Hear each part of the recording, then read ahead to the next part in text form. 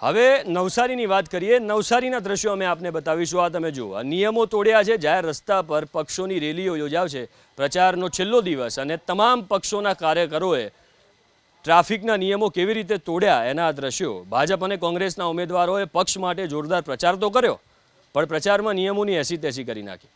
બંને પક્ષોના કાર્યકર્તાઓ બાઇક પર હેલ્મેટ પહેર્યા વગર જ જનતા વચ્ચે મત માંગવા પહોંચી ગયા।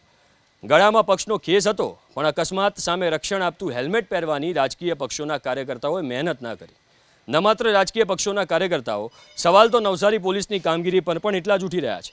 સામાન્ય નાગરિક જો હેલ્મેટ ન પહેરે તો પોલીસ મસ્ત મોટો દંડ ફટકારીને વાહવાઈ લૂંટે છે, પણ રાજકીય પક્ષોના કાર્યકર્તાઓ જો નિયમ તોડે તો પોલીસ મૂક પ્રેક્ષક બનીને જોતી રહે છે।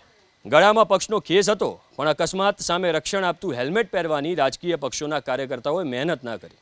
ન માત્ર રાજકીય પક્ષોના કાર્યકર્તાઓ, સવાલ તો નવસારી પોલીસની કામગીરી પર પણ એટલા જ ઉઠી રહ્યા છે। સામાન્ય નાગરિક જો હેલ્મેટ ન પહેરે તો પોલીસ મસ્ત મોટો દંડ ફટકારીને વાહવાઈ લૂંટે છે, પણ રાજકીય પક્ષોના કાર્યકર્તાઓ જો નિયમ તોડે તો પોલીસ મૂક પ્રેક્ષક બનીને જોતી રહે છે।